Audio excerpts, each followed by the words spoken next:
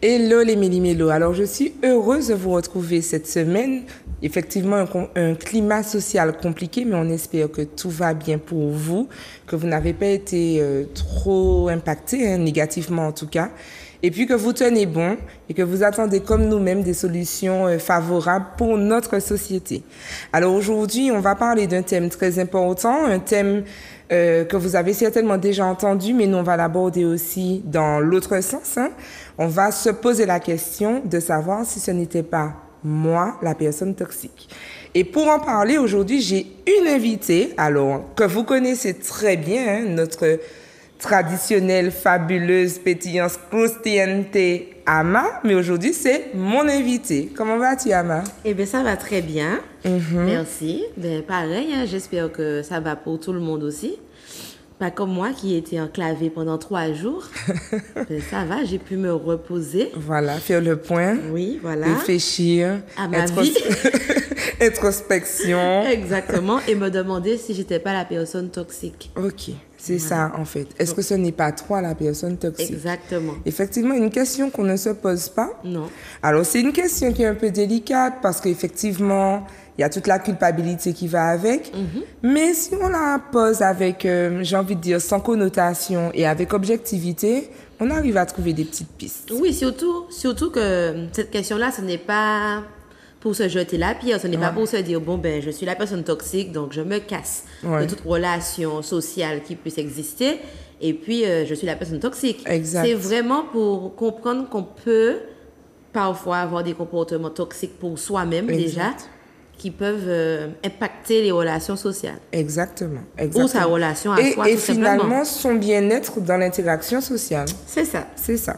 Alors, au départ, il était question de recevoir donc Mégane Chennon, Ama, que vous connaissez, également Lynn Granville, à qui on fait un très grand coucou. Lynn, on t'adore, on te fait de gros bisous. Mais malheureusement, pour des raisons professionnelles, elle n'a pas pu être là. Alors, en fait, pour vous expliquer un petit peu, donc c'est un sujet que Ama et Lynn ont déjà traité ensemble, puisqu'elles collaborent aussi ensemble dans le cadre du cabinet Lamou. Et donc, elles ont proposé une conférence, si je ne me trompe pas, le 5 octobre. C'est ça, c'était le 5 octobre. C'est ça, autour de ce thème. Et si c'était moi, la personne toxique. Et si la personne toxique, c'était moi, pour être plus précise. Et en discutant, en réfléchissant, on s'est dit que ça aurait été bien que le travail, les informations que vous avez portées ce jour-là puissent trouver une continuité dans l'émission, puisque de toute façon, ça colle avec notre thème. Exactement. Et puis, on pense que le plus grand nombre devrait vraiment s'interroger dessus. Même au niveau des jeunes, sur tous les publics, c'est intéressant à un moment donné de se poser la question sur soi, de faire le point et de travailler en ce sens. Exactement. Alors, juste avant qu'on rentre dans le vif du sujet, je propose aux téléspectateurs de juste visualiser en tout cas le flyer de l'événement. Et donc, de ne pas se fier à la date, restez surtout connectés puisque ce n'est pas le seul. Vous avez effectivement, en fonction des retours, l'intention de reproposer, par exemple, cette conférence. C'est ça, exactement. Voilà. Exact. Voilà. Donc, et si c'était moi, la personne toxique, avec Lynn Granville et Mégane Chennon. Qui était une conférence gratuite, donc pas d'excuses. Voilà, c'est ça. Voilà, c'est ça. Exactement. Et puis, un bon moment aussi d'être au contact des personnes, de pouvoir échanger et plus si nécessité. Alors, on rentre dans le truc, d'accord? Alors, comment tu pourrais nous définir la toxicité? Comment tu pourrais le dire, toi? Eh bien, la toxicité, ce sont des comportements ou un ensemble d'attitudes qu'on va adopter dans la vie ou envers les autres qui peuvent nuire à la qualité de la relation. Alors, bien sûr, ça, c'est de façon globale. On ne parle pas forcément des blessures qu'on a eues qui font que je suis comme ça aujourd'hui. On reste vraiment dans comment je suis là aujourd'hui, ici et maintenant. Ok. Je suis comme ça. Peu importe que ça vienne, Peu importe que ça vienne d'une blessure, d'un trauma, de ceci ou de cela. Aujourd'hui, est-ce que ce comportement-là me sert ou me dessert? Exactement. Donc, c'est vraiment la question qu'on va se poser pour comprendre si ce comportement-là est toxique envers moi. Et c'est applicable dans beaucoup de situations, pas seulement dans les relations amoureuses, amicales ou professionnelles, même envers soi-même, et c'est ce qu'on va voir au cours de l'émission. Ça peut partir même de ton alimentation, Exact. la cigarette. Ouais. Enfin, il y a plein de sujets où on peut se poser la question, ce comportement-là est bien pour moi ou pas bien? C'est ça. Qu'est-ce que ça m'apporte? Et c'est bien qu'on puisse étendre, en fait, la toxicité à tout. Moi, quand tu parles de ça, ça me fait penser à la version un peu, je dirais, l'approche scientifique, où quand on mesure la toxicité d'un produit, à la base, au démarrage, le produit, il n'est pas forcément mauvais. Voilà. Donc, ça concerne vraiment tout. Un exemple tout con, je sais pas moi, tu as mangé trop d'ail. L'ail peut être bon pour certaines choses, mais tu as mangé trop d'ail, ben ça te rend malade. Exactement. Voilà. Et donc, l'ail devient toxique en fonction de comment tu l'utilises. Est-ce qu'à ce moment précis, est-ce qu'il te sert ou est-ce qu'il te dessert? C'est ça, c'est exactement ça. D'accord. Et quelle différence tu pourrais faire, du coup, entre un comportement toxique? Après, il faudra qu'on donne un peu plus d'exemples, j'imagine, mais entre un comportement toxique et un malentendu, une erreur, est-ce qu'il ne faudrait pas qu'on définisse d'abord les comportements toxiques? Comment tu vois les choses, là? Mais les comportements toxiques, c'est ça, c'est un ensemble d'attitudes ou de comportements qu'on va avoir qui vont avoir un impact négatif sur sa qualité de vie. L'erreur, ça peut être, c'est passager. La différence, c'est vraiment en termes de nombre de fois. Ok, d'accord. C'est-à-dire que je peux faire une petite erreur, je peux me tromper à ton sujet, me dire, si elle m'a regardé comme ça, c'est qu'elle est jalouse de moi. Et puis je me suis trompée. Mais je peux aussi dire ça à tout le monde. Dès que quelqu'un me regarde, cette personne-là est jalouse de moi. Et donc, je m'enferme dans une bulle où je ne veux pas aller vers l'autre. Tout le monde est jaloux de moi. Donc, là, ça devient un comportement toxique pour soi-même, puisqu'au final, je n'ai pas d'interaction sociale, en sachant que l'être humain est fait pour avoir des interactions sociales. Je suis un peu parano. Donc, voilà. Donc, c'est ça la différence entre un malentendu, une erreur passagère, et un comportement toxique qu'on va adopter dans sa vie. Ok. Alors, est-ce que ça doit être le même comportement? Est-ce qu'il peut y avoir plusieurs comportements? Pourquoi je pose la question? J'imagine le cas, bon, peut-être que je suis extrémiste, mais le cas de la personne qui va faire une erreur, plus une erreur, plus une erreur, plus une erreur, plus une erreur, et donc pas forcément la même erreur dans la répétition. Est-ce que là, on peut commencer à s'interroger sur un comportement global toxique? Oui, bien sûr, parce que, en fait, la plupart du temps, en tout cas, l'erreur plus l'erreur plus l'erreur plus l'erreur plus l'erreur sont souvent autour du même sujet. Ouais. Donc, ça veut dire que c'est souvent dirigé vers quelque chose. Donc, ça devient un comportement toxique global. Ouais, et non un comportement toxique qui sort du lot. Ça revient toujours à se foutre des bâtons dans les roues. C'est ça, exactement. Dans tous les cas. Exactement. Donc, on peut faire une erreur. Je vais prendre le cas, parce que je suis sexothérapeute et thérapeute de couple, par exemple, dans le couple. On peut avoir un moment de down où on se dit, je suis sûre qu'il me trompe et tout. Mais si pendant 10 ans, on est ensemble et je me dis ça, à un moment, il faut prendre une décision. Est-ce que je veux rester avec cette personne-là parce que même si je suis sûre qu'il me trompe, ou est-ce que je veux sortir de là et vivre enfin ma vie et croquer ma vie à pleines dents? C'est ça. Ok. Alors, question, nous savons, mais il est important de le rappeler. Ama, pourquoi faut-il en parler? Pourquoi parler de ça aujourd'hui? Surtout que je nous défends, vous le savez, chers téléspectateurs, il y a beaucoup de tendances aussi dans l'accompagnement, tendances dans la psychologie, tendances dans le coaching, etc. Et c'est vrai qu'il y a des mots très à la mode, toxique, manipulateur, pervers, narcissique. Exactement. Pourquoi aujourd'hui, il est important de parler du fait qu'on puisse être toxique envers nous-mêmes? Eh bien, c'est important parce que, en tant que thérapeute, on rencontre souvent des personnes qui vont venir pointer du doigt à l'autre en disant oui, mais il est comme ça, oui, mais il est comme ça, oui, mais elle est comme ça, oui, mais elle est comme ça. Mais rarement des personnes qui font une introspection en se disant et si cette personne-là est comme ça par rapport à son comportement, alors bien sûr, je veux rassurer sur le fait que je ne suis pas en train de jeter la pierre. C'est important de le savoir, que je ne suis pas en train de dire ouais, mais s'il agit comme ça, c'est à cause de toi. Hein. C'est pas dans ce sens-là. C'est vraiment dans le sens se poser la question. Ça pourrait être... Bien sûr, je pense que c'est important de le dire parce qu'on peut utiliser les paroles contre soi très rapidement. Je ne parle pas des comportements violents. Oui, bien sûr. Je ne parle pas de... Il n'y a pas d'introspection à faire en se disant... Non. Il m'a giflé. Il m'a giflé, peut-être que c'est de ma faute. Hein. Voilà. La personne est violente. Voilà. Non, je parle vraiment dans le sens... Un couple qui s'est connu, et puis brusquement, la femme ne parle plus, elle n'a plus de communication. On peut se demander, c'est bizarre, elle n'était pas comme ça. Est-ce que ça pourrait être par rapport à un comportement que j'ai eu? Ouais. Ou est-ce que c'est elle qui a eu une blessure, quelque chose? Mais il faut en parler. Il faut poser la question. Est-ce qu'il y a quelque chose que j'ai pu faire qui a pu causer ce changement-là chez elle? Je ne parle pas de violence, de viol. Je ne parle pas d'abus. Ouais, hein. okay. Je parle bien sûr de changement de comportement. Dans l'interaction entre les personnes. Et tu sais, ce que tu dis là, moi, ça m'amène un petit peu à des histoires que j'ai au niveau de l'accompagnement professionnel, notamment, par exemple, dans le cadre du bilan de compétences. Et c'est vrai que des fois, les gens sont tellement dans cette culpabilité qu'ils ont peur d'analyser, par exemple, leur profil, l'inventaire de leur personnalité, en fait. Et quand il y a un point, des fois, j'ai des réactions. C'est bon ou c'est pas bon? C'est bien ou c'est pas bien? Et je leur dis non, doucement. C'est pas, il n'y a pas de bien ou pas bien.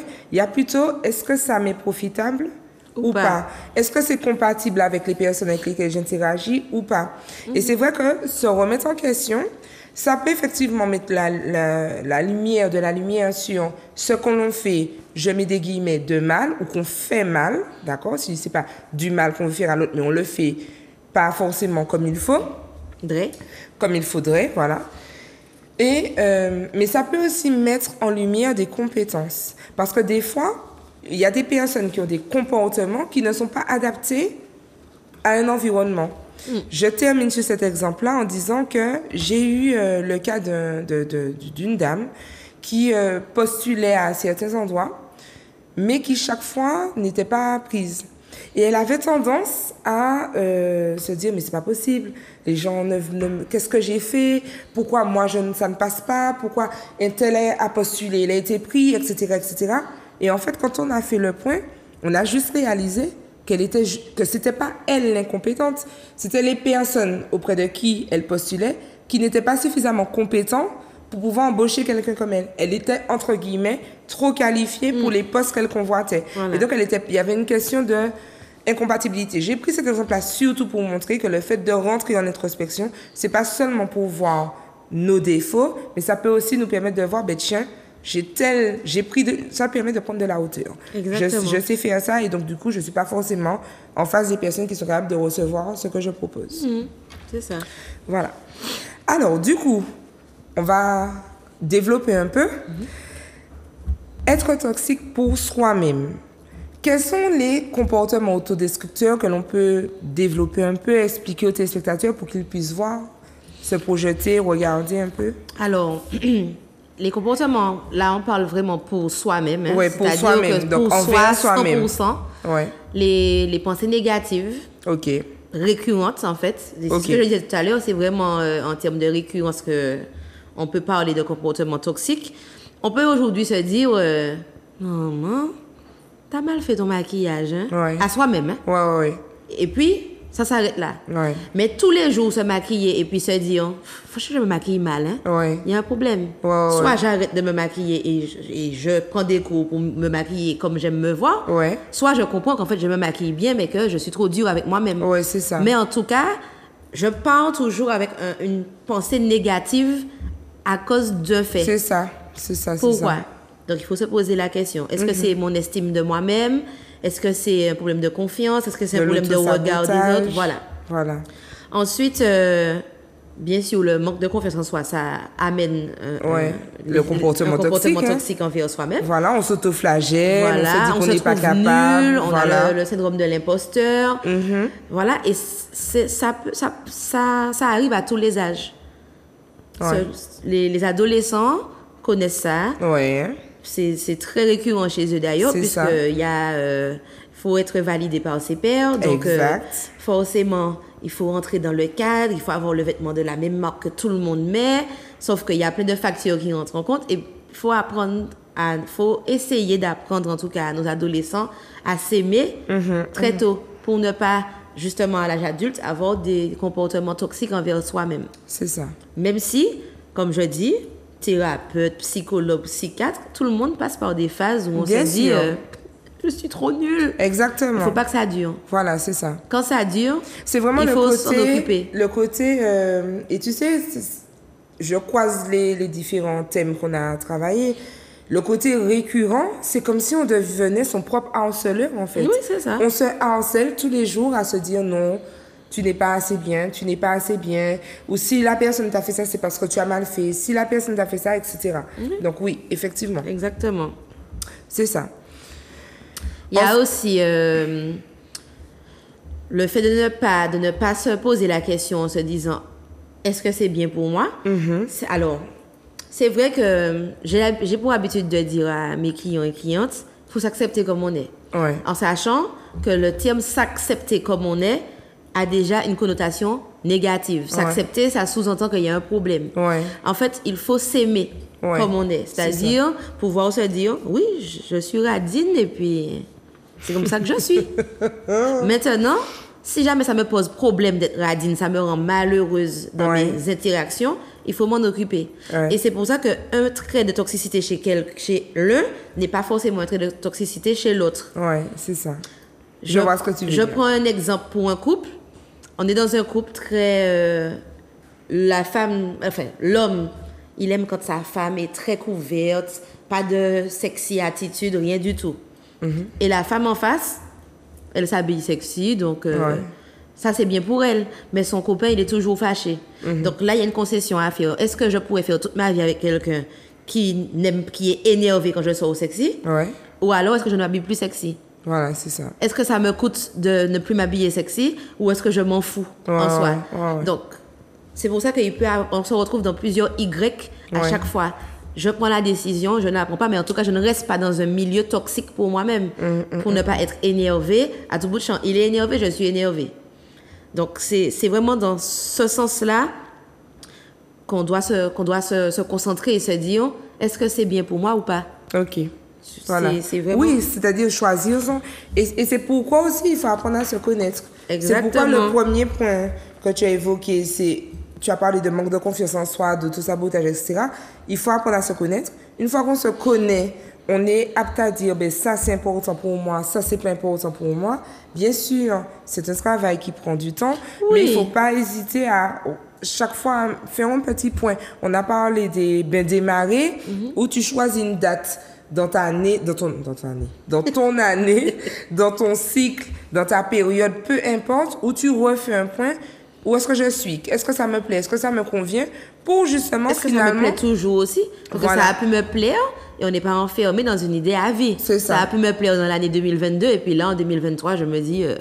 comme par exemple les ceintures là, qu'on devait mettre. Je me dis, aujourd'hui, je regarde mes photos, je me dis... Le pire, c'est les pantoufles. Mais ouais, pourquoi on mettait ça? C'était très toxique, ça. Les pantoufles, c'était chaud. Les pantoufles avec les petites strass dessus, là. Le jogging avec le signe chinois. Pourquoi les gens ont fait ça? C'était à la mode de chez nous. Enfin, bref. Enfin, voilà. Et puis, le point culminant de la toxicité envers soi-même, c'est le perfectionnisme. Nul n'est parfait, en fait. Rien n'est parfait. Même les choses créées par des machines... Exactement. Ça peut présenter un défaut. Et d'ailleurs, il y a une citation que j'aime beaucoup et je me la répète parce que tu connais mon côté perfectionniste et du coup, mon auto-sabotage à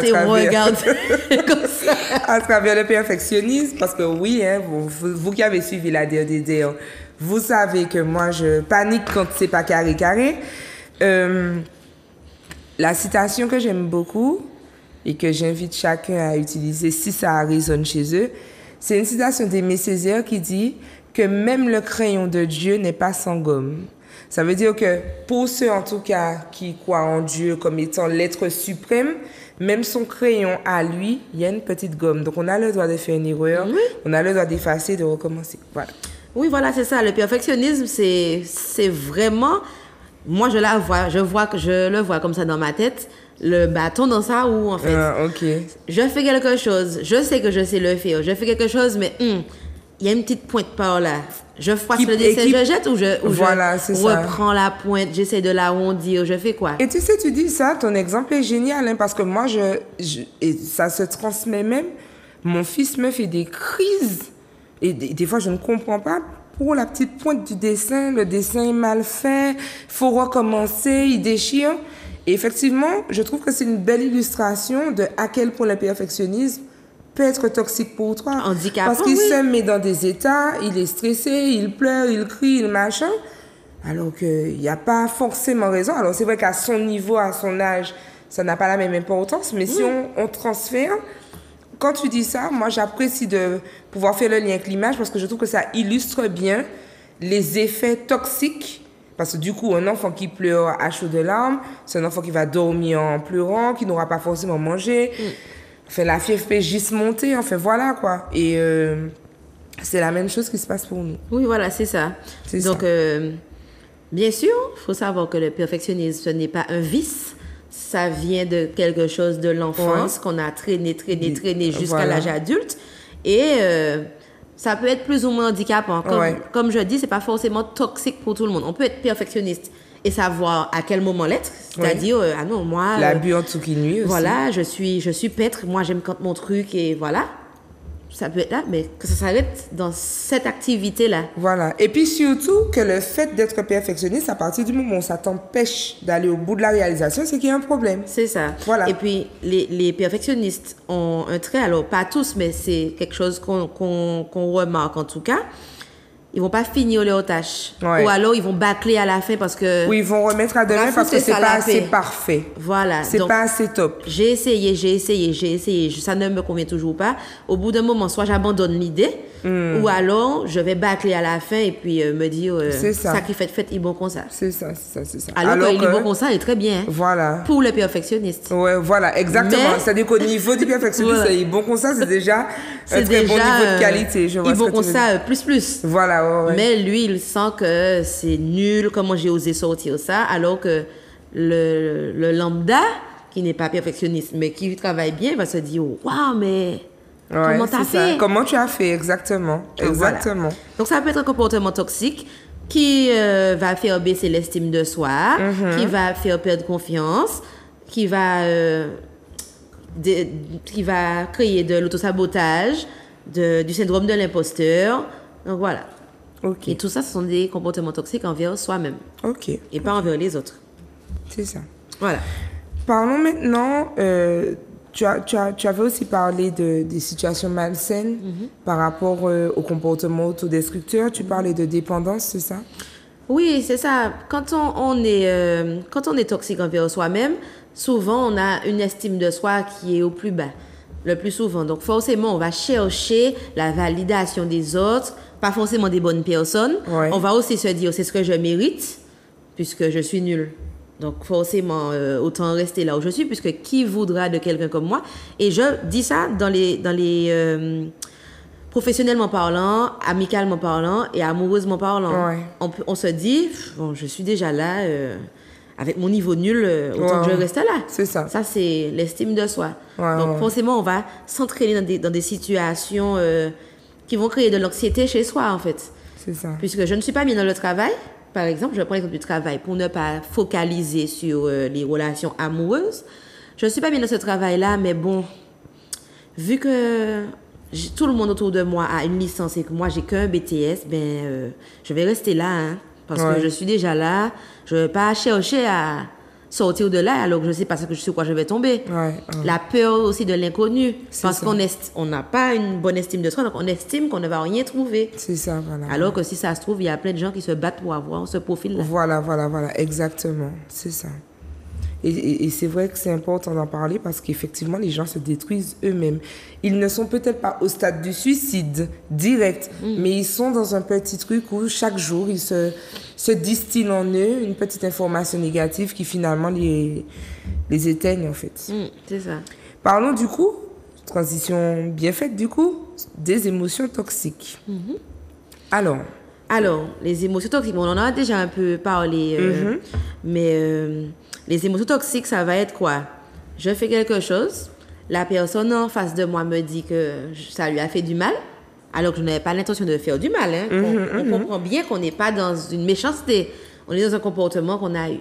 Donc, la personne en face va se sentir mal, et là, on va développer une sorte de haine envers soi-même en se disant, mais franchement, comment t'as osé faire ça? Et ça va plus loin dans les relations amoureuses, par exemple. Le partenaire vraiment toxique, le partenaire toxique pour la relation, donc le méchant, entre guillemets, réussit à faire croire au gentil que c'est lui qui est toxique. Et donc, le gentil va développer un comportement toxique envers lui-même. Envers lui-même, ouais. Il va essayer de se racheter auprès du partenaire toxique. C'est ça. Et donc, du coup, on est dans un cercle vicieux où le gentil, je dis le gentil pour que tout le monde puisse comprendre dans la relation, le gentil va se retrouver en fait à faire des choses incroyables et les copines autour et les copains autour vont se dire, moi c'est le couillon. Voilà, c'est ça. Pourquoi elle fait ça? Exactement. Mais en fait, la personne n'est pas consciente de ce comportement-là. Exact. Je rajoute que le comportement toxique est rarement conscient. Hein? Alors, tu disais pourquoi il faut en parler. Moi, je vais rajouter un point important parce que en t'écoutant parler, je revois des situations au travail. J'ai envie de dire pourquoi il faut en parler aux bonnes personnes, voire à son thérapeute. Parce qu'en fait, comme nous, on est avertis sur ces aspects-là et qu'on sait, on voit bien que la personne est en train de s'auto-saboter, de se battre, de s'auto-flageller, mais on sait que derrière, il y a une carence en termes d'équilibre qui fait qu'elle est dans cette disposition-là. Parce que un problème qui se pose, c'est que des fois, les gens sont effectivement dans un rapport toxique. Du coup, tu parlais du méchant. Le méchant te fait croire que c'est toi la personne toxique. Comme tu essaies de te racheter, tu fais n'importe quoi. Tu cherches de l'aide en parlant à tes amis, à tes proches, etc. Ils te disent que tu as un problème. Ils te disent, mais attends, à quel moment tu te réveilles? Arrête ton cinéma. Pourquoi tu fais comme ci? Pourquoi tu fais comme ça? Double agression. Donc, tu es critiqué par tout le monde, en fait. Par tout le monde, voilà. Et donc, du coup, ça nourrit. Et donc, du coup, là, tu n'oses plus parler à personne parce que tu as honte. Exact. Tu te dis que tu es coupable. Tu te dis que personne ne te comprend. Personne ne te comprend. Voilà. Et tu t'enfermes. Et le pire, alors quand tu t'enfermes, et puis il y a deux enfermements. Il y a l'enfermement où tu te renfermes sur toi-même, tu parles plus trop, tu deviens un peu asocial, etc. Mais il y a celui aussi qui va renforcer son agressivité. C'est-à-dire qui sera tout le temps en train justement de mordre avant d'être mordu, qui sera toujours en train d'être un peu agressif, parce que justement cette personne est tellement blessée qu'elle a tellement peur, elle a été tellement agressée de partout, et c'est pourquoi à un moment donné il s'agit de s'arrêter, de se dire ok, laisse-moi faire un retour sur investissement. Voilà, déjà sur mon investissement, oui, c'est oui, sur l'investissement que je mets dans ma vie, dans mon quotidien, dans mes relations, mais aussi un retour sur ma vie. Voilà, qui je suis, comment... Et c'est vraiment des petits exemples, hein. C'est vraiment des petits exercices. Moi, je regarde l'émission, je prends cet exemple-là, l'émission. Moi, j'ai souvent fait ça depuis très jeune. Quand je parle avec quelqu'un, je suis dans un... En fait, le petit tic d'encouragement, c'est que j'ai un geste comme ça pour t'encourager. OK. Et quand je suis en relation, hors émission, je dis OK. Pour permettre à la personne de se dire, OK, elle approuve. Parce que quand les gens ont le sentiment d'être approuvés, ils se lâchent. Donc, j'ai tendance à dire, OK, je comprends. Sauf que, en regardant l'émission, donc l'effet miroir, on en parlera plus tard, je réalise qu'en fait, c'est super parasite. C'est super parasite. Quand j'écoute les émissions après, je me dis, mais Nathalie, tu dis, OK. C'est super parasite. OK. Voilà. Je vois. Et donc, bon, ça fait partie de moi, ça s'est ancré, donc c'est devenu un petit vice. Mais je veux dire, qui peut être changé. Mais je veux dire, le fait de faire un retour sur soi, ça te permet de voir ce que tu fais et de mieux prendre conscience des attitudes, des comportements, des aptitudes, des compétences que tu as et de quelles répercussions ça peut avoir sur l'autre. Exactement. Voilà. Et du coup, tu n'es plus forcément agressé, mais tu comprends un peu mieux pourquoi l'autre est un peu sur la défensive avec toi. Oui. Voilà, c'est ça. Et bien sûr, comme je dis, pour les personnes qui regardent, qui peuvent se retrouver dans une situation de violence, on ne parle pas des violences. Je parle des comportements. Bien sûr. D'habitude, on avait l'habitude d'aller au restaurant tous les samedis soirs. Là, elle ne veut plus y aller. Pourquoi? Ouais. Est-ce que c'est parce que c'est rien qu'elle qui paye? Est-ce que c'est parce que quand on va au restaurant, je regarde trop les fesses des serveuses? Voilà. Est-ce que c'est parce que je suis tout le temps dans mon téléphone? Voilà. Qu'est-ce qui fait que, brusquement, du samedi dernier à ce samedi-là, on ne va plus au restaurant et ça fait 2 ans que ça dure? Voilà. Pourquoi? Est-ce que j'ai pu faire quelque chose? Est-ce que c'est elle? Mais en tout cas, juste se poser la question, c'est déjà un grand pas, en fait. Juste prendre conscience qu'il puisse avoir que je puisse avoir une responsabilité dans ce changement-là, c'est déjà un grand pas. Alors bon, je suis encore une fois, à chaque fois prise au piège dès que le sujet est aussi intéressant. Croustillante. Exactement, les acapasser les nouilles qui a filé. Donc du coup, je vais mettre un coup de boost, mais vraiment, on ne peut pas non plus le prendre à moitié, ce sujet-là, parce que c'est un sujet important. Très important. Être toxique pour les autres, du coup. Qu'est-ce qu'on peut en dire, les comportements toxiques envers les autres? Alors, souvent, effectivement, je reçois des personnes qui me disent, oui, alors je dis des personnes, c'est souvent des femmes, hein, on le sait maintenant, je pense après 1 an que vous voyez nos tronches à la télé. De jolies tronches. Oui, bien sûr, des jolies tronches. Tronches sans connotation négative, des tronches, de cake. Voilà. De cake premium. De cric. Souvent, ben oui, j'ai tenté la discussion, il n'a pas voulu. J'ai tenté de lui proposer un rendez-vous, il n'a pas voulu. Et quand je lis le message, je me dis, mais moi-même, je n'aurais pas voulu, en fait. Voilà, c'est ça. S'il te plaît, voyons-nous, je ne peux pas vivre sans toi, je peux mourir. Moi, je ne vais pas porter ta mort sur ma conscience. Donc, je préfère te laisser te canaliser dans ton coin. Ouais. Plutôt que de venir à une discussion où je sais que je vais devoir te dire ce que tu as envie d'entendre, parce que tu m'as déjà menacé de mort, là. Exactement. Donc, ça aussi, c'est un comportement toxique qu'on a envers les autres. Exact. Mais on ne se rend pas compte, parce que comme c'est moi, je suis triste, je ne suis pas bien, peu importe la personne en face, hein, quand je dis peu importe la personne en face, je ne parle pas des violents. Je parle, peu importe la personne en face, c'est un trompeur, chevronné de la Martinique, plutôt du Nord en général. T'as un problème avec le Nord? Non, je n'ai pas de problème avec le Nord, mais mon premier gros-pal, c'était un gars du Nord. Donc je peux exprimer que le Nord m'a traumatisé. Ceci dit, je ne vais pas invalider ton propos. D'accord. Bon, parlons de toxicité. Toxicité. Hors gens du Nord, hein, toxicité globale. Tout court. Du monde. Donc, on a en fait des petits comportements de chantage affectif, culpabilisation. Donc, on va dire à la personne, tu m'as volé 2 ans de ma vie. Ouais, c'est ça. Ça peut être vrai, hein. Quelqu'un peut voler 2 ans de la vie, hein.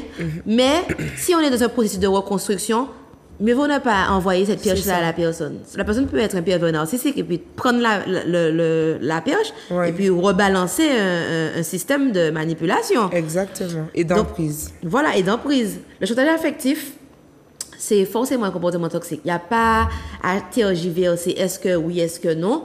C'est-à-dire que, pour vous parler honnêtement, quand j'écrivais les petits messages pour mes copines pour faire chier à leur ex, j'utilisais cette astuce-là, mais en pleine conscience. Voilà, c'était pas du chantage affectif et puis on est touché. C'était vraiment en mode allô, oui, ma copine ne va pas bien là en ce moment, mais bon, ne lui dis pas que je t'ai dit ça. Et puis on rapproche. Alors qu'on est en train de rigoler entre nous, on est autour d'une bière. Mais c'est pour que le gars puisse se sentir mal. Voilà, c'est ça. C'est le but du chantage affectif. Voilà, c'est ça. C'est que moi, je suis mal, ou pas, mais je veux que tu te sentes mal en fait. Voilà, je veux que tu ailles mal. Je veux te faire mal. Exact. Donc, c'est un comportement toxique. Quand c'est inscrit dans une relation. Exact. Là, je vous parle de petits jeux qu'on a entre nous. On va pas dévoiler tous les secrets des femmes non plus. Hein. Doucement. Mais le chantage affectif... Tu vas te faire sondier en ce moment dans de brûler des voitures, brûler des trucs. Non, on ne parle pas de voiture. J'ai dit que mon enjoliveur s'est arraché sur un bout de bois dans le chemin ce matin. Donc, on ne parle pas de voiture.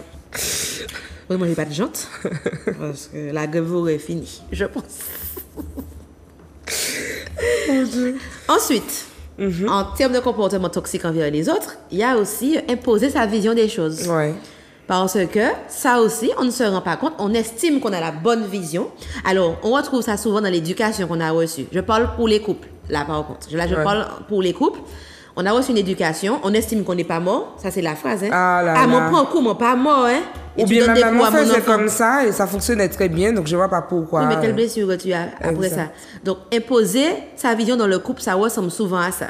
Ensuite, dans le milieu professionnel, en fait, laissez les gens. C'est-à-dire que vous avez une tâche à effectuer, peu importe que tant que ça n'impacte pas les deadlines. Exactement. Mais si la personne fait comme ça, et puis elle arrive à son point, laisse la personne faire. Même si toi, tu as une astuce, tu peux donner le conseil. Hein? Tu peux te dire, mais tu sais que tu pouvais faire ça comme ça. Mais tu vois que la personne est plus à l'aise en faisant son sillac.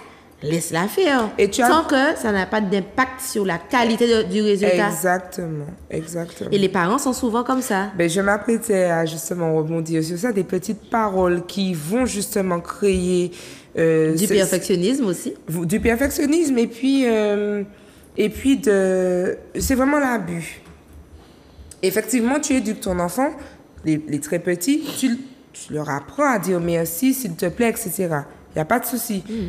Mais le fait de dire, qu'est-ce qu'on dit, tout le temps, tu m'as dit s'il te plaît, et puis tu sais, on est en train de reprendre un enfant et tu as toute la communauté qui limite reprend en même temps. Il y a des abus ou bien la petite parole, maman est fière de toi. Alors, je parle de ça parce que hier encore, j'ai eu cette discussion-là avec ma propre mère où elle garde ma fille, donc elle lui a fait écrire. Et elle me dit, ah oui, je lui ai dit que je suis fière d'elle, que tu es fière d'elle, que son papier est fier d'elle. Je lui ai dit, ok. Mais tu lui as demandé, est-ce qu'elle-même elle est fière d'elle? C'est ça. Oui, elle était contente. Je dis, non, est-ce que tu lui as demandé, est-ce qu'elle est fière d'elle? Voilà. Parce que ça aussi, c'est pas en mal. Faut bien comprendre que c'est pas en mal qu'on dit à quelqu'un, ah ouais, je suis fière de toi. C'est-à-dire on peut être fier de quelqu'un, il n'y a pas de souci. Mégane, tu as réussi à faire. Tu as fait cette conférence-là. Mégane, je suis fière de toi aujourd'hui. Mais l'histoire de rendre fier son parent... Ça inscrit l'enfant dans un système d'attachement malsain. Parce que dépendance. Quand on n'est plus avec ses parents, en général, on est avec son partenaire après. En général, c'est le schéma habituel. Grand classique. Donc, ça veut dire que là, j'avais mes parents, je rendais fier mes parents. Le jour où mon parent va me faire savoir qu'il n'est pas fier, déjà, ça va me faire un choc de la mort qui tue. J'ai déçu l'autorité suprême. Et après, quand je serai avec mon partenaire, je ne vais pas vouloir le décevoir non plus, puisqu'il devient, en fait, mon partenaire de vie, la personne avec qui j'habite. Donc, forcément, on va vouloir rentrer dans un système où je vais vouloir que cette personne-là soit fière de moi. Sans compter les injonctions religieuses qui disent tu quitteras ton père et ta mère. Pour aller être soumise à un homme. Enfin, bref. Alors, c'était un raccourci de la parole, mais c'est ça. Alors, pour les parents, c'est un petit conseil que je donne, en tout cas. Plutôt que de dire à vos enfants, même les adolescents, genre, je suis fière de toi, demandez-lui, ah ouais, tu es fière de toi. Encouragement plus. Mais tu devrais être trop fière de toi, là. Voilà. Tu te sens comment? C'est joli. Ah oui, tu as bien exécuté. Tu dois être fière, hein. Voilà, exactement. Pour que l'enfant ou l'adolescent puisse savoir que c'est pas aux gens d'être fiers de ce que je fais. C'est ça. C'est à moi d'être fière de ce que je fais, même si ce que je fais peut rendre fier mon entourage. Exact. Mais ce n'est pas le but ultime. C'est ça. Voilà. C'est ça. Alors, pareil, toujours pour une question de temps, je te propose d'embrayer et d'aborder la question des signes d'une toxicité personnelle. D'accord? Donc, du coup, quels pourraient être les signes d'alerte? Sur quoi? À quel moment? Parce qu'on a donné beaucoup d'informations et c'est très bien, mais à quel moment quelqu'un va prendre le temps de se dire, OK, là, il y a un problème. Je peux me poser la question. Je dois me poser la question de savoir si je n'ai pas des comportements qui sont toxiques dans un premier temps pour moi, puis pour mon entourage. Alors, déjà, on peut se demander est-ce qu'on a souvent des conflits avec tout le monde. Je vais au travail, j'ai un conflit. Et ça existe. Hein. On a cette personne-là dans notre entourage. On a cette personne-là dans notre entourage. La personne qui vient toujours nous dire... Alors, je suis passée à Leclerc, et puis tu sais même pas ce qui s'est passé. J'étais là, je suis passée à Galeria, telle chose s'est passée. Voilà. On a cette personne-là. C'est ça. On peut se demander, est-ce que si partout où tu passes, tu as un problème, je reprends l'assurance parce que là aussi, il faut savoir que j'ai fait un cursus scolaire en assurance, que j'ai travaillé en assurance.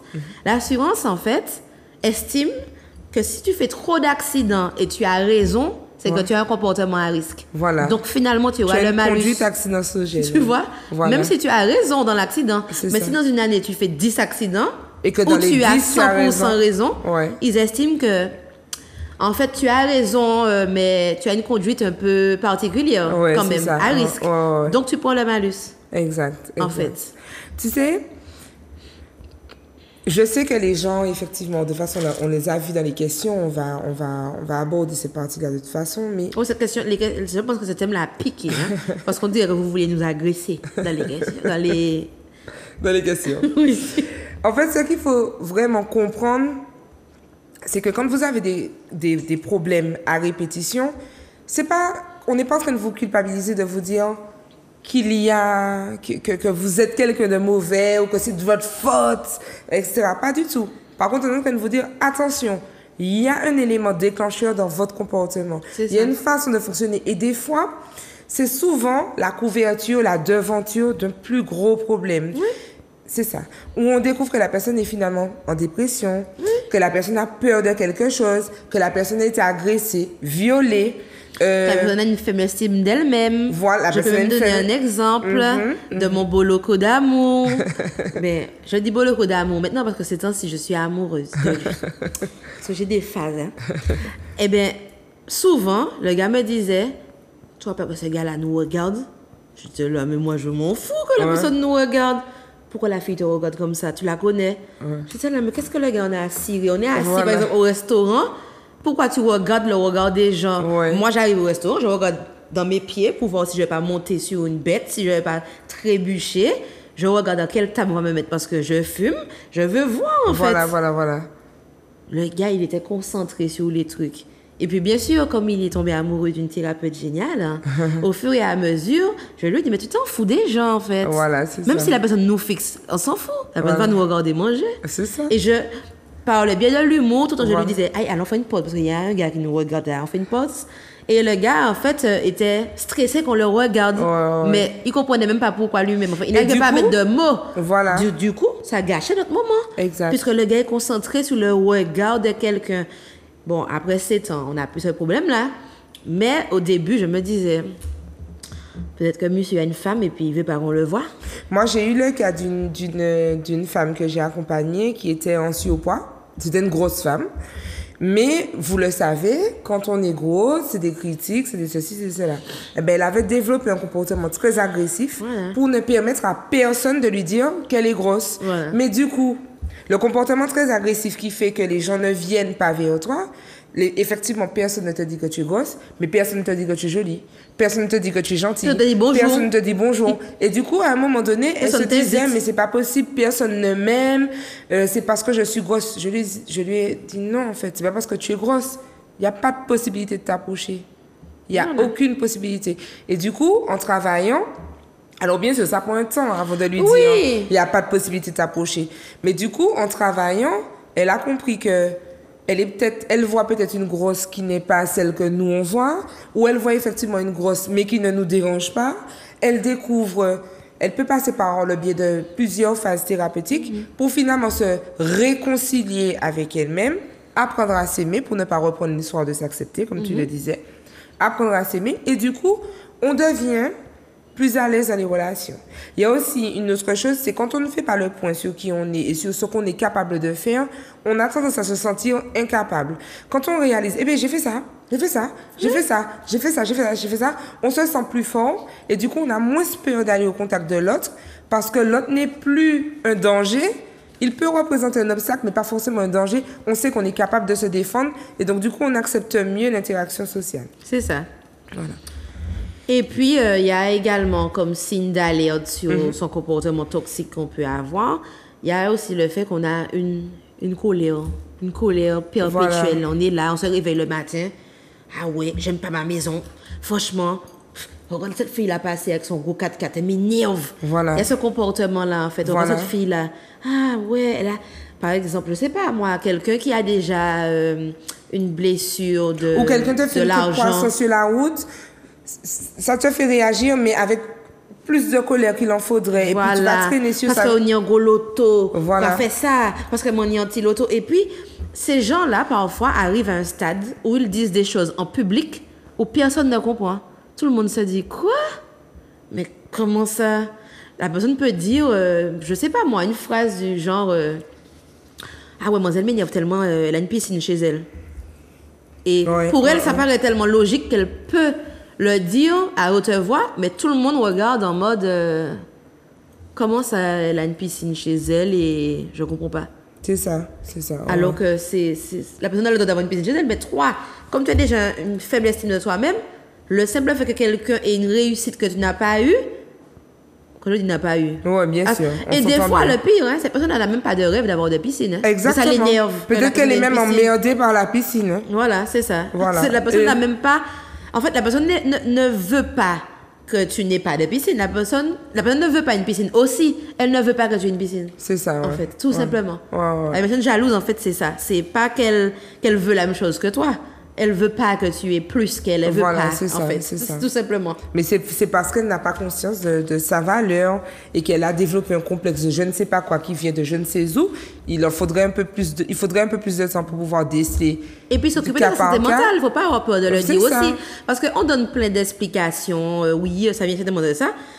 Mais comme le disait Pascal Arnaud, qu'on avait invité, Amélie Mello, si tu as une jambe cassée, tu vas réparer ta jambe cassée. Voilà. Tu n'as pas le choix. Voilà. Et bien, si tu as un problème mental, ta santé mentale va mal, il faut t'en occuper aussi. Exactement. Et c'est pas ta copine, ma cocotte sans formation qui pourra t'aider. Exactement. Elle pourra t'écouter. Et puis qui prend des risques. Et puis voilà. Parce que venir te dire, elle prend des risques aussi. Venir te dire, tu sais, un tel, je trouve que tu es un peu trop sur la défensive, tu es un peu trop énervé. À quelqu'un qui se sent déjà pestiféré, enfin, j'oublie le terme, mais quelqu'un qui se sent déjà... oui, pas aimé. Voilà, pas aimé. L'une de tes meilleures amies te dit encore qu'elle te trouve trop bandée, trop énervée. Bon, tu vois, il peut y avoir un risque. Je t'ai déçu. Bon, ça peut être compliqué, effectivement. L'idéal, c'est de se rapprocher d'un thérapeute formé, informé et qui pourra vous aider. C'est ça. Madame Chenon. Oui. Le temps. C'est toujours ça. Et je veux qu'on traite quand même quelques questions. Oui, bien allons-y. Donc, je te propose quand même qu'on puisse voir rapidement les schémas, la reconnaissance des schémas, et puis peut-être les stratégies pour sortir de la toxicité. On ne peut pas terminer sans ça. Alors, je vais passer rapidement sur les schémas, parce qu'il y en a tellement que le schéma, on va se demander à quel moment. Ouais. Est-ce que ça m'arrive dans toutes les situations de ma vie? Et là, bon, il faut se poser la question. Ouais. Est-ce que c'est avec tout le monde, dans toutes les sphères? Ouais. Ou est-ce qu'il y a ce qu'on appelle des patterns, donc des croquis, en fait, des schémas, ouais. Où ça se passe tout le temps comme ça. Est-ce que chaque fois que je vais au cours de maths, j'ai un problème? Ouais. Donc, ça veut dire que c'est au cours de maths qu'il y a un problème. Est-ce que c'est chaque fois que je vais sortir avec un gars noir, avec une semi, il y a un problème? Une semi, c'est quand on coupe les cheveux tous à la même hauteur. Parce qu'on m'a demandé la dernière fois c'était quoi semi. Pour moi, je pense que semi est dégradé au qui. Non, semi-youl. Mais semi, c'est le diminutif de semi-youl. Ok, d'accord. C'est pas youl, mais c'est semi. Semi-youl, voilà. Donc, est-ce que c'est chaque fois que je sors avec un gars chabin que j'ai un problème? Est-ce que c'est chaque fois que j'ai une amie qui habite dans la commune de Ducos que j'ai un problème? Il faut se poser la question, en fait. Est-ce qu'il y a des schémas? Sinon, si ce n'est pas un problème de lieu, est-ce que c'est un problème de qui? Est-ce que c'est un problème de quand? Est-ce que c'est un problème de quand ma phase d'ovulation arrive? En tout cas, il faut se poser les questions pour voir, comprendre en fait. Mais tu sais, moi je vais partager mon expérience, c'est très personnel, mais effectivement, j'ai connu une période où avant mes règles, mes émotions étaient suramplifiées, mais à chaque fois. Mais moi, c'est toujours le cas. C'était répétitif. Et donc, ce qui m'a permis de protéger ma relation, c'est d'en parler.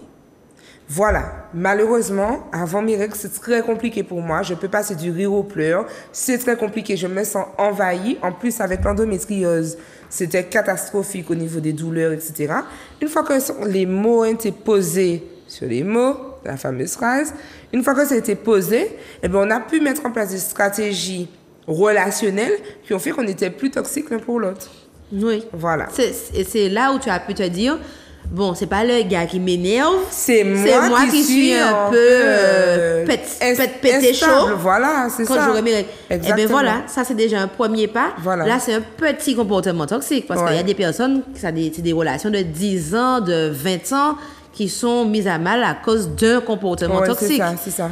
Mais là, c'était déjà très bien de pouvoir mettre en place une stratégie par rapport à ça. Exactement.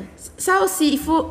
Et puis, il ne faut pas avoir peur de dire, voilà... C'est délicat, je sais, parce que comme ce sont des personnes qui sont déjà blessées, Même si, quand tu vas soigner une plaie, la plaie elle est à vif, c'est difficile. On met l'alcool sur ça. Voilà, c'est difficile de venir passer l'alcool dessus. Mais il faut pouvoir à un moment donné regarder sa plaie et se dire, oula, elle est en train de s'infecter. À défaut d'alcool, on va commencer avec la bétadine, avec la biceptine. On va essayer la crème cicatrisante, on va marcher. Chaque personne ira à son degré, mais il faut pouvoir regarder la plaie et se dire, là, elle n'est pas en train de cicatriser, là. Elle est en train de s'étendre. Exactement. Et faire le pas de se dire que, pourquoi elle s'étend cette plaie? Est-ce que c'est parce qu'on, chaque fois, un tel vient gratter un peu plus et donc un tel est toxique pour moi? Ou est-ce que c'est moi-même qui refuse de soigner la plaie? Oui. Quelles sont les causes? Voilà, c'est ça. Donc, prendre conscience. Et donc, du coup, je te propose d'embrayer tout de suite sur les stratégies pour sortir de la toxicité. Eh bien, premier pas, se dire qu'on a effectivement un trait toxique. Ouais. Le mot problème choque, mais se dire qu'on a un problème, qu'on a un souci à régler. C'est ça. Se dire qu'on a un travail à faire. Et bien sûr, ce n'est pas en regardant une émission de Méli-Mélo, ce n'est pas en allant à une séance de thérapie, ce n'est pas en allant à un atelier de comment extirper de la personne toxique. Il faut faire une thérapie. En fait, il faut pouvoir...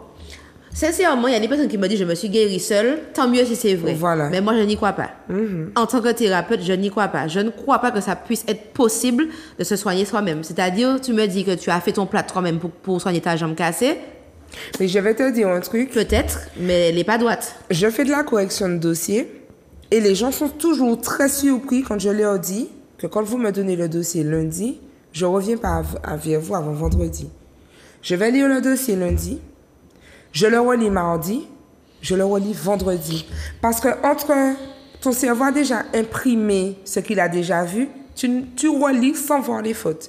Tu relis sans voir les mots qui manquent. Tu relis sans tout ça. Eh bien, c'est pareil. Celui qui se regarde tout seul dans le miroir, il est habitué à l'image qu'il voit tous les matins. Il est habitué à ressentir ces choses-là. À aucun moment, il n'arrive à se dire, eh bien, ce grain de beauté était là. Voilà, c'est ça. Voilà. Et c'est vraiment important de se faire accompagner, que quelqu'un d'autre puisse te dire, tu avais déjà ce grain de beauté-là? On aurait dit que la semaine dernière, il n'était pas aussi grand, etc., etc. Oui, voilà, c'est ça, c'est déjà... Et j'aime beaucoup le terme que tu as utilisé pendant la conférence, tu parlais d'auto-empathie. Voilà, auto-empathie.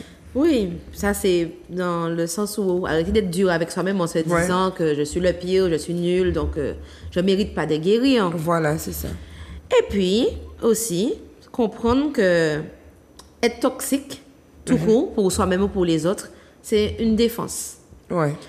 Comme je dis, il y a toujours des exceptions. Il y a des gens qui sont foncièrement méchants. Et puis, ça existe. Hein, ça existe, la personne méchante. Ça existe, la personne qui aime faire du mal. Mais ça, cette personne-là a un problème mental. Donc, on ne va pas parler de choses, de personnes qui ont besoin d'une hospitalisation dans un hôpital psychiatrique. Hein. Je parle de la personne qui a une blessure à sa santé mentale. Eh bien, il faut comprendre que c'est un mécanisme de défense qu'on va avoir. C'est-à-dire qu'on n'est pas toxique. Sauf quand on a un problème psychiatrique. Oui, bien sûr. On n'est pas toxique, on le devient. Avec cette blessure-là, OK, ça m'est arrivé, j'adopte ce comportement-là. Ça, tu m'as fait ça, aucun homme ne me fera plus jamais ça. Donc maintenant, je ne vais plus jamais faire ça non plus. C'est ça, c'est ça. Et donc, quand on comprend ça, on comprend que c'est possible de changer. Ce n'est pas un trait génétique qui s'inscrit en nous. C'est possible de changer. Ok, bon, ben, très bien. Du coup, on va attaquer les questions. Je pense qu'on pourra rajouter encore des éléments dans la réponse aux questions. Oui. Et vous, chers téléspectateurs, je vous rappelle que vous pouvez nous suivre sur la page Instagram melimelo.fwi. Vous pouvez aussi nous suivre sur les pages YouTube et Facebook ainsi qu'Instagram de Zouk TV. Donc, comme d'habitude, je vous rappelle, vous cliquez j'aime, vous activez la cloche, vous nous faites des messages. Vous avez aussi notre adresse mail sur notre page Instagram à nous. N'hésitez pas à nous parler, à échanger avec nous. Et puis, ce sera un plaisir pour nous de poursuivre l'échange avec vous. C'est ça. En tout cas, dans la mesure du possible. Alors, on embraye sur les questions. Donc, Mel, on a Mel qui nous dit « Je trouve cette tournure culpabilisante. Si les gens me font souffrir, ce serait parce que je suis toxique ?» Eh bien, comme on a commencé par le dire, ce n'est pas pour culpabiliser. C'est pas vraiment ça. C'est vraiment dans le sens, si les gens me font souffrir, et que la même personne me fait souffrir aussi des années durant, qu'est-ce qui fait chez moi que je suis là toujours? Qu'est-ce qui fait chez moi que je n'ai pas arrêté? Voilà. Je vais m'inscrire dans le même schéma que Pascal Arnaud. Tous les matins, tu bois, je sais pas moi, non, prenons le cas de la cigarette pour être plus... Tous les jours, tu allumes une cigarette et à chaque fois que tu finis de fumer, tu craches comme un dragon, tu es pas La bien. m'a fâché. Exactement, tu es, voilà. Même si c'est la cigarette, pour dissocier, c'est la cigarette qui te rend malade, c'est quand même toi Qui l'allume. qui l'allume, qui fait le geste, qui la porte à ta bouche. Donc en fait, il y a une parole qui est difficile parce que elle est trop réductrice, mais elle a sa part de vérité. Je dis souvent aux gens, vous savez, on est responsable de ce qui nous arrive. On est responsable des limites que l'on pose. On est responsable de tout ça. Et donc, je comprends effectivement qu'elle trouve ça culpabilisant, mais malheureusement, on est là pour démêler le vrai du faux et du coup, dire la vérité. Oui, on a une part, pas de culpabilité, mais une part de responsabilité dans ce qui nous arrive. Et c'est vrai qu'à un moment donné, c'est vrai que c'est dur, on ne minimise pas l'effort, mais il faut pouvoir se dire, quelle est ma part de responsabilité dans cette situation-là? Oui, c'est ça. Et qu'est-ce que je peux faire pour l'améliorer? Ensuite, on a Diablo qui nous dit, nous sommes toxiques pour nous-mêmes dans tous les cas. Si quelqu'un me manque de respect, c'est parce que je n'ai pas posé les limites, mais ça, personne n'est prêt pour ce discours. Oui, c'est vrai, mais si quelqu'un me manque de respect, ça peut être parce qu'il n'y avait pas encore de limite à poser. Voilà, aussi. On n'avait jamais imaginé que cette personne-là aurait osé faire ça. Exactement. Maintenant, alors, ce que je vais dire, je le dis pour aussi retirer un peu de culpabilité sur les épaules de certaines personnes. Tous les discours qu'on entend sur les violences dans le couple, à bien comprendre, hein, c'est très important. Je suis avec quelqu'un depuis 10 ans. La personne n'a jamais été violente envers moi, ni physiquement, ni verbalement, ni moralement. Et un jour, la personne, je sais pas, me pousse. Ouais. D'accord? Je reçois des femmes qui viennent me dire « Ah non, là, je ne peux pas, franchement, il a été violent et tout. » C'est vrai, la personne a été violente. Mais... Comme je dis, est-ce que c'est un comportement qui va durer? Est-ce que la personne a peut-être eu un trop-plein? Il faut en parler, en fait. Voilà, il on faut ne peut savoir pas jeter. quels sont les antécédents. Voilà, je ne dis pas que c'est de la faute de la personne qui a reçu la poussade. Oui, bien sûr, bien sûr. Mais je veux quand même dire qu'il ne faut jamais être drastique. Cette personne-là, tu la connais depuis 10 ans, elle ne t'a jamais fait ça. Ouais. Ça s'est passé aujourd'hui. Je ne dis pas que c'est de ta faute. Ouais. Demande à la personne qu'est-ce qui s'est passé, pourquoi tu as fait ça. Est-ce que c'est une personne qui a un problème mental? Parce que ça existe aussi la dépression. Et puis il y a aussi des cas d'ego. La personne est peut-être en train de vivre un pré-licenciement alors qu'on vient d'acheter. Elle est peut-être en train de gérer des tribulations qu'elle n'ose pas te dire parce que ça va te flinguer. Tu es peut-être en train de soigner, je ne sais quel trauma. Enfin, il peut y avoir plein de choses qui vont effectivement pousser l'un ou l'autre à bout. Oui, et là où ça ne doit pas devenir toxique, c'est que cette personne-là, je peux lui donner une chance. Nul n'est pas parfait, comme je répète. Je ne parle pas de quelqu'un qui a tabassé quelqu'un. Bien sûr. Quelqu'un qui a tabassé quelqu'un, je vais à la gendarmerie, je porte plainte. Maintenant, je suis responsable de ce que je fais. Et même si c'est ponctuel, on a dit, on va à la gendarmerie. On ne parle pas, voilà, même si c'est ponctuel, même si c'est la première fois, si la personne fait ça, gendarmerie, après je fais ce que je veux. Si je veux rester avec la personne et que je me dis, bon, chacun a sa responsabilité, mais au moins il y a une trace. Voilà. Mais je parle de la petite, je t'ai poussé, saute de là. Ça. C'est pas en fait assez grave, je vais dire, pour dire à quelqu'un, bon, c'est terminé à tout jamais. Oui, c'est ça. Par contre, tu as eu un geste violent envers moi, faut que tu ailles te faire soigner, faut que tu ailles regarder ce qui se passe. Voilà. Si la personne refuse, ah bon? Ben moi, je me retire en attendant que tu puisses gérer tes problèmes. C'est ça. En fait, bien comprendre qu'il y a plusieurs situations. C'est difficile à entendre, ça peut être mal perçu, tu sais, il y a des personnes qui se disent, ah oui, mais si, ça peut être une poussade et puis après ça c'est une calotte, eh bien c'est le moment de partir en fait. On n'a pas une chance de partir. C'est ça. Il y a toujours un moment de partir. Voilà. Donc vraiment le comportement toxique, ce sera au moment où je vais rester dans une situation qui se répète. Même si c'est après 10 ans que j'ai eu ma première claque, pourquoi je reste pour les prochaines claques? C'est ça. Là, ça devient toxique en fait, pour moi. Oui, c'est ça, je comprends. Voilà. OK. Donc, Diablo, oui, c'est vrai, on n'a pas posé la limite, mais des fois, on ne peut pas prévenir que quelqu'un va faire quelque chose qu'on n'avait pas prévu. Et là, il faut poser la limite. Avant, en anticiper, c'est aussi être sous une forme de défensive, comme je parlais de la fille qui avait une attitude de Rottweiler, parce qu'il ne faut surtout pas qu'on ose lui dire qu'elle est grosse, par exemple. C'est ça. Alors, on a Matinino. Comment pourrait-on faire pour ne plus être toxique pour nous-mêmes? Nous avons des blessures indélébiles et parfois nous ne choisissons pas de l'être. C'est inconscient. C'est inconscient, ne soyons pas trop durs avec nous-mêmes. J'essayais de... Ouais, OK. Comment pourrait-on faire? Ah ben, thérapie. C'est ça. Oui, c'est ça. Et quand on parle de thérapie, toute thérapie confondue. Oui. Franchement, toute thérapie confondue avec une personne bienveillante, formée et capable de vous accompagner. Et il dit parfois... Nous ne choisissons pas de l'être, mais on ne choisit jamais d'être toxique. Hein, c'est ça. En général. Sauf comme je tu vous disais, l'ai dit, les personnes de foncièrement méchantes, oui, ça existe. Mais on choisit rarement de se dire, et je vais faire ça maintenant. Je vais inviter, alors, pour répondre à Matinino, je vais vraiment réinviter les téléspectateurs. C'est pas de la pub, hein, mais je vois les liens, je vois les ponts entre les différentes émissions.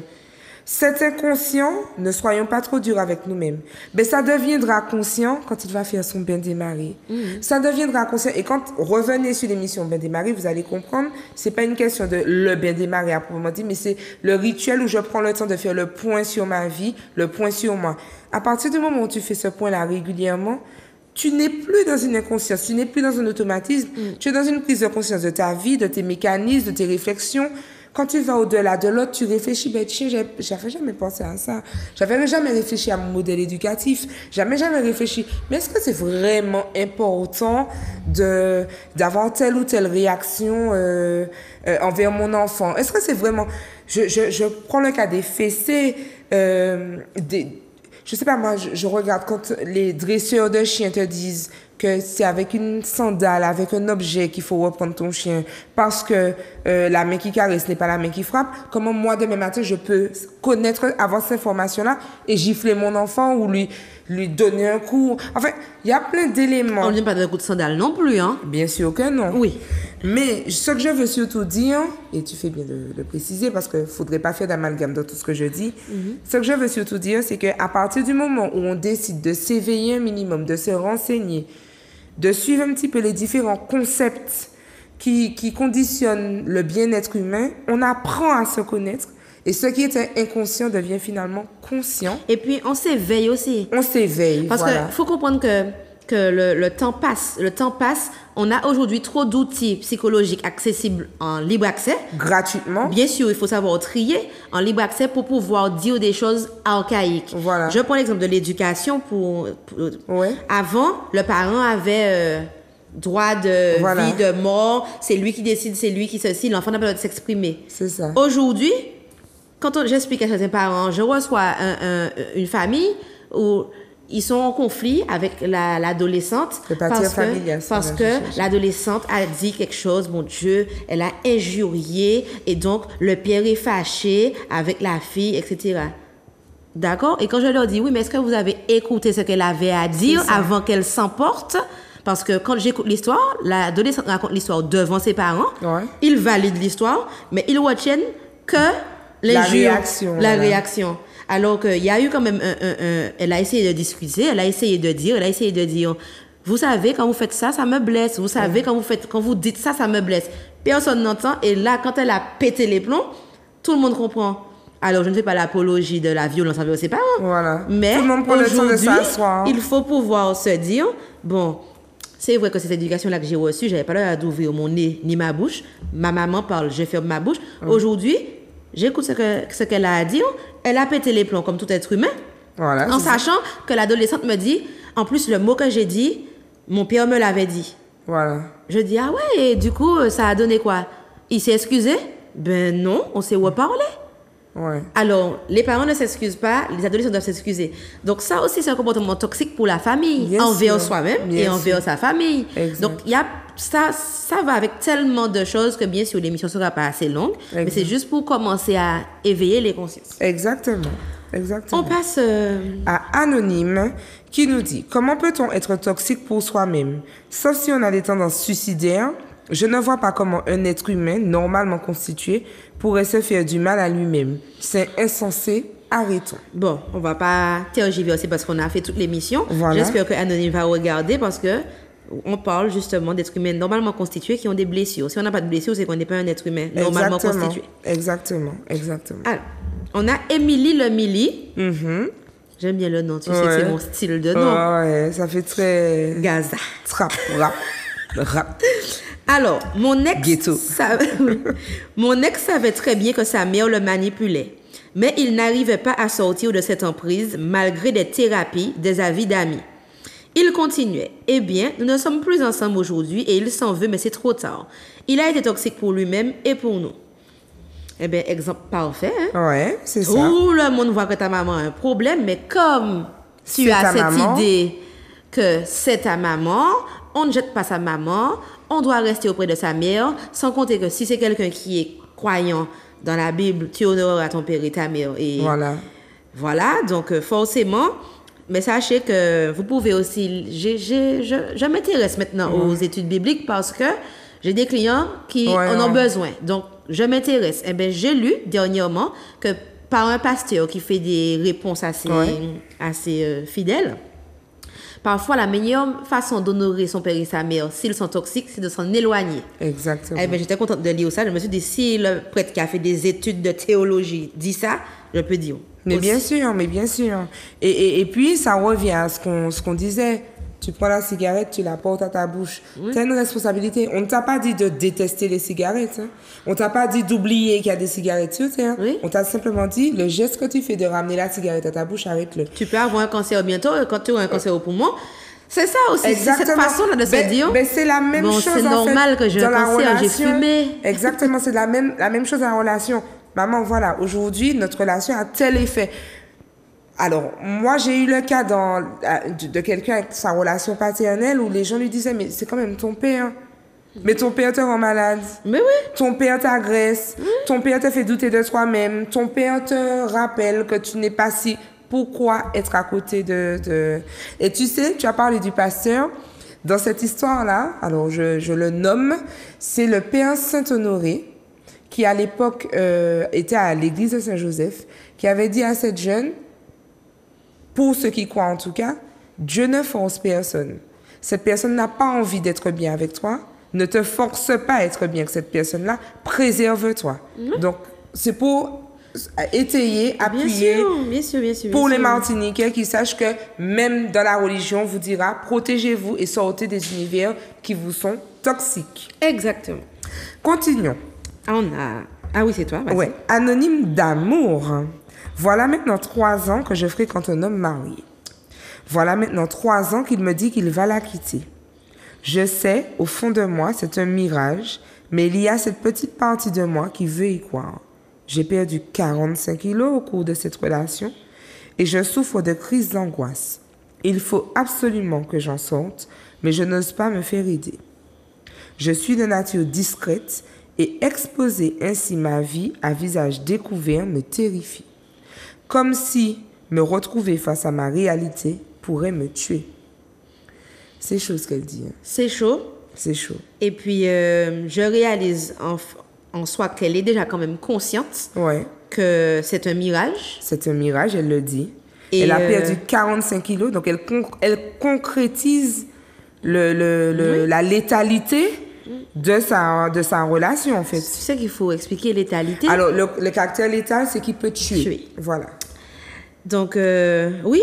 Ouais. Alors, anonyme d'amour, parce que franchement, même dans le anonyme, elle a souhaité mettre d'amour. Voilà. Anonyme d'amour. Comme moi, je suis une amoureuse de l'amour, eh bien, je t'invite à consulter quelqu'un que tu as envie. Hein. Ce n'est pas nous qui choisissons le thérapeute, mais toi-même, tu le dis, il faut absolument que tu en sortes parce que après 45 kilos, c'est 50. Après 50, c'est 60. Et je ne sais pas combien de kilos tu fais. Exactement. Mais le but, ce n'est pas que tu perdes ta vie dans cette relation. 45 kilos, c'est déjà énorme. Et là où je vois que cet homme est toxique pour toi, c'est qu'après avoir vu que tu perds 45 kilos et que tu souffres de crise d'angoisse et que ça fait 3 ans qu'il te dit qu'il va la quitter, en sachant que tant mieux si ne la quitte pas, puisque ça t'évite d'avoir un homme versatile comme ça. Ouais.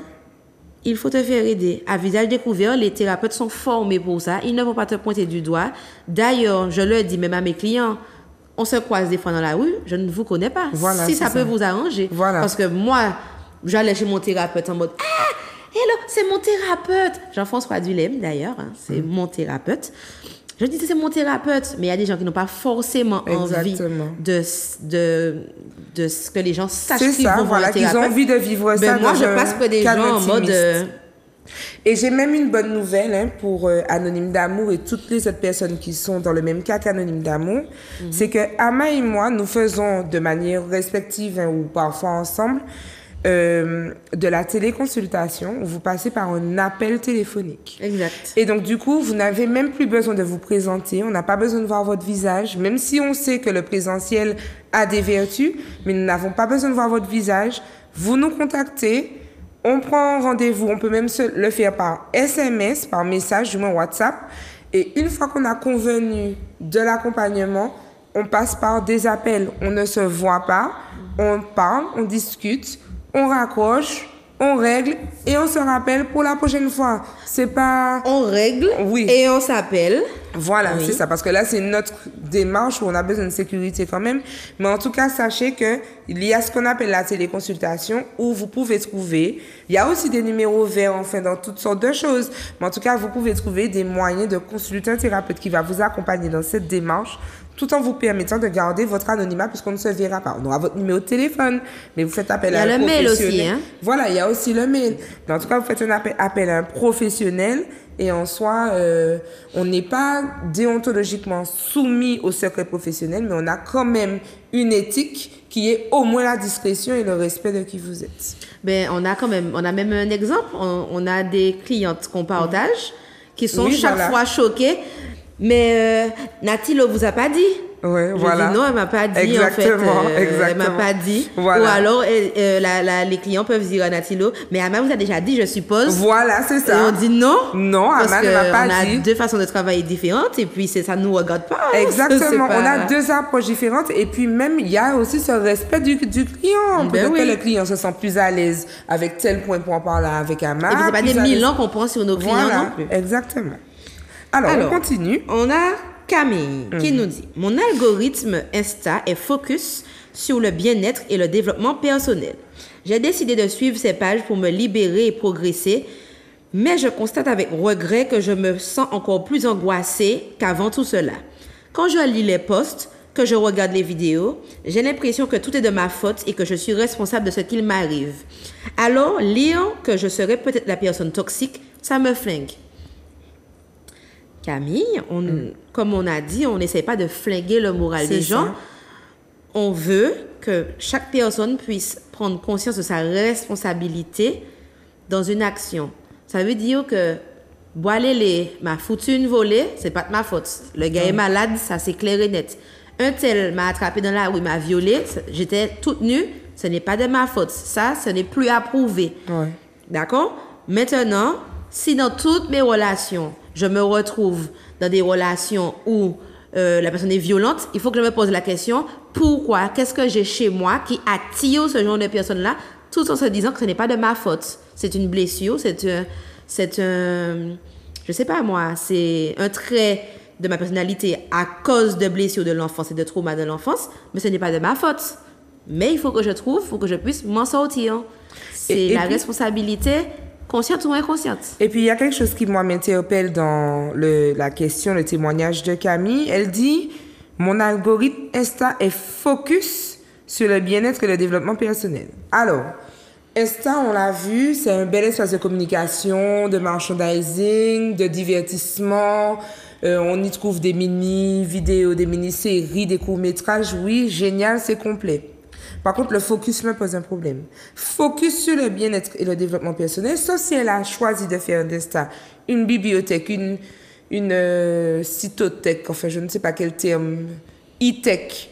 Ok, il n'y a pas de souci. Mais à part ça, moi, ça m'interpelle un petit peu. Pourquoi Insta serait focus sur ça? Qu'est-ce qu'elle recherche? Pourquoi aller chercher à tout prix des éléments de développement personnel? Ensuite, j'entends qu'il y a une multiplication de thérapie, un peu de tel, un peu de tel, un peu de tel, ça fait trop, ça fait brouillon et ça fait justement, moi je ressens dans ce qu'elle dit, je suis encore plus angoissée qu'avant.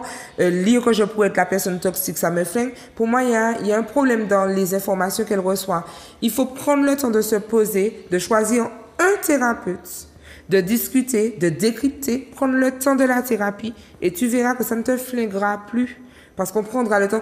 Les petits messages très courts là sur Instagram. Mais même moi, je te des fois, le temps sur des messages, je me dis... Mais oui. Ça envoie les gens au suicide, ça. Mais bien sûr.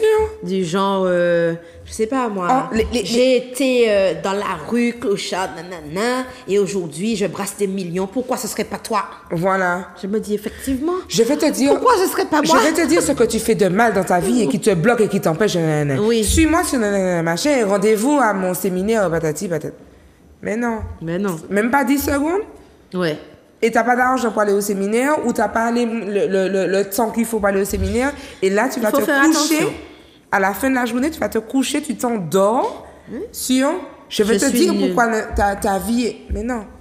Non. Mais il faut, en fait, faut faire attention à ça. Il faut faire attention. Si c'est sur Instagram que vous voulez vous développer personnellement, choisissez les articles longs à lire. C'est vrai que c'est plus chiant et moins drôle que de regarder des gens qui parlent. Qui s'agitent. Mais c'est plus complet. C'est plus complet. Et puis, ça permet de ne pas se flinguer. Parce qu'effectivement, quand moi, je vois des choses que tu fais mal, lui rappeler que tu l'aimes. Je me dis, mais moi, je dis à mes clients de leur rappeler qu'ils sont amoureux. Voilà, c'est donc, toi-même, tu défais le travail des thérapeutes. Voilà, exact. Et puis après, en tout petit caractère, oui, parce que trop dire, voilà. Je me dis, non. Faut mettre ça dans l'information principale. Exactement. Et puis, ça fait trop. Ça fait trop de différents sujets traités le même jour. Regardez tout le temps qu'un sujet nous prend. Et encore, vous ne savez pas.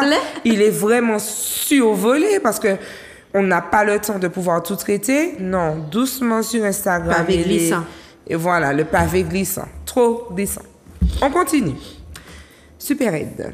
It's you. It's me. Yes. Alors, Super Ed, on ne va pas se mentir. Aujourd'hui, la vie, c'est la jungle. Et si on regarde le principe de la sélection naturelle, autant être le prédateur que la proie.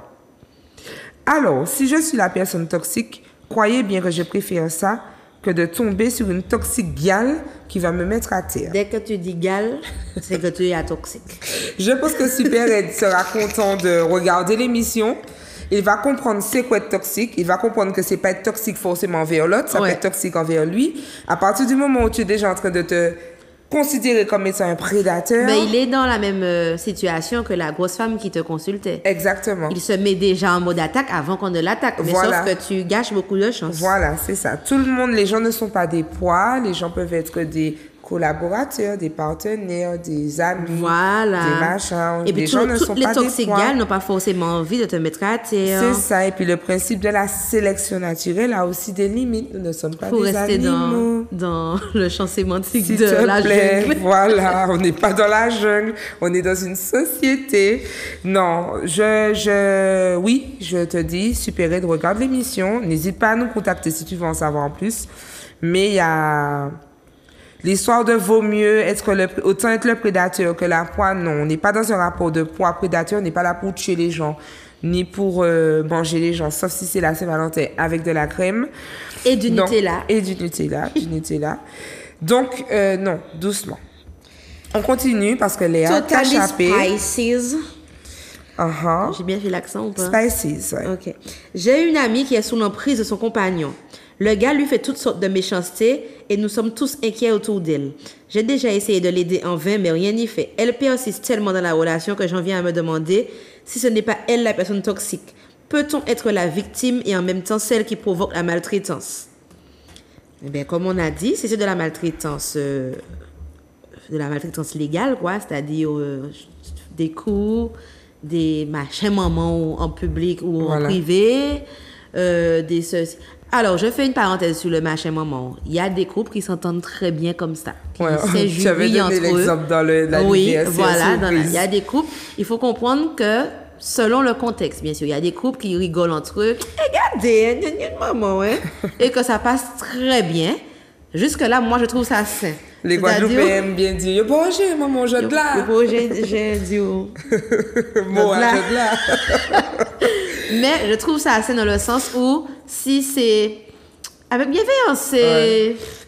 Voilà quoi. En fait, en tout cas, que ça appartienne à votre univers et que personne ne se sente agressé par votre univers. Mais maintenant, on ne peut pas être non responsable de violence envers soi-même. Par contre, on peut avoir des comportements qui attirent des personnes violentes. Voilà, c'est ça. Et donc, on peut se demander quel est ce comportement, c'est-à-dire que ça... Et oui, effectivement, on peut être victime